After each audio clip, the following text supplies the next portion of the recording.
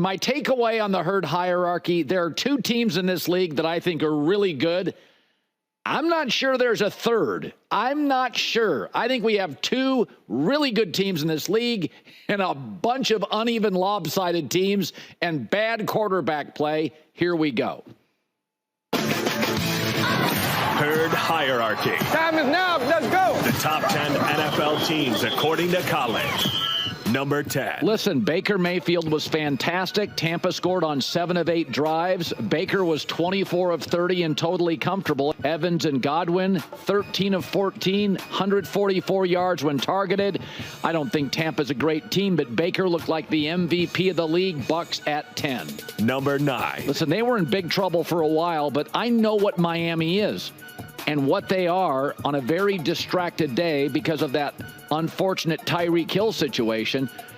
They outscored the Jaguars when it mattered, 13-0 in the second half. The only team in the league to have multiple 100-yard receivers. Listen, they're not an even team. It's all about the brain of McDaniel, the speed on the outside in Tua. But right now in the NFL, that's a top 10 team. I like Miami at number 9. Number 8. Chargers, again, they have an identity. More rushing yards than passing yards. Physical play. I thought Joe Alt for a rookie was unbelievable. Did not allow a single pressure.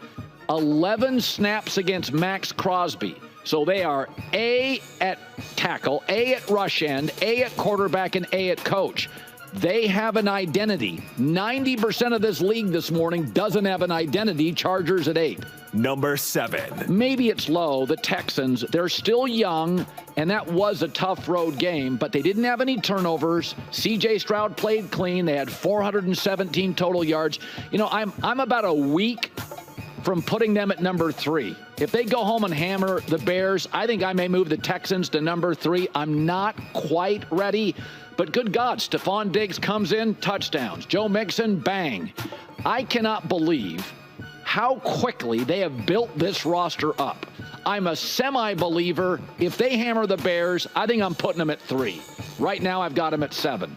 Number 6. And it's just experience why I have the Ravens at 6, because I worry about Baltimore's offensive line. 3 new starters. But you know what? They didn't even play that well, and they almost beat Kansas City at Arrowhead. I just love the players and the things I love about Baltimore. I truly love the owner, the coach, Lamar, Stanley, the toughness. Listen, if you can go toe-to-toe with what appears to be an excellent, better than last year Chiefs team and lose by 1.5 inches, you're pretty damn good. Ravens at 6. Number 5. But I'll give the Cowboys credit. I turned the fourth quarter off. Sorry, Fox. Sorry, Tom. It was a blowout. I mean, they got so many pressures on Deshaun Watson. Now, some of that is the offensive line for Cleveland was a mess. Like the Rams, it was using backups. So I don't want to go too crazy on Dallas. I still thought situationally on that 66-yard field goal, it's Dallas. And it was a banged-up team. But I'm going to give them credit. I know it's September. I know it's hype. But I'll put the Cowboys at 5. Number 4. The Lions played poorly and won. That's the sign of a good team.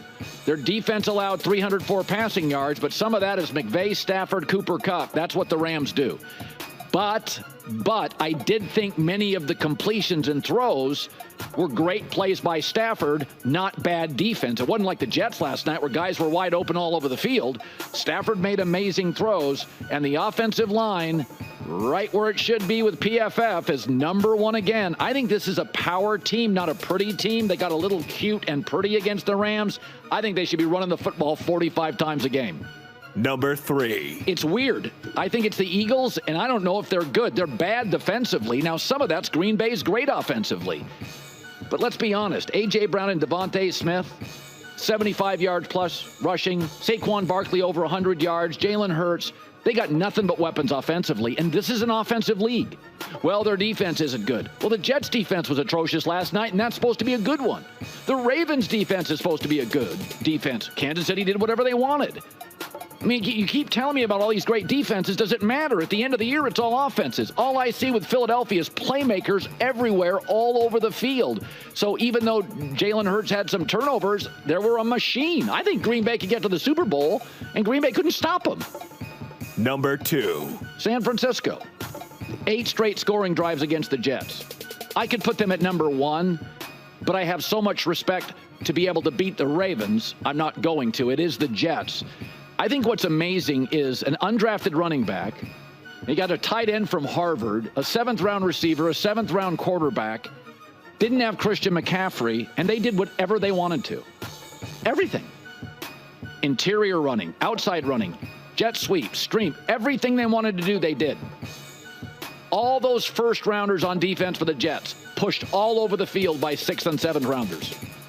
Number 1. I'll give it to Kansas City. 7 yards of play against the Ravens defense. And again, I'll go back to this. Who really plays great defense in the league?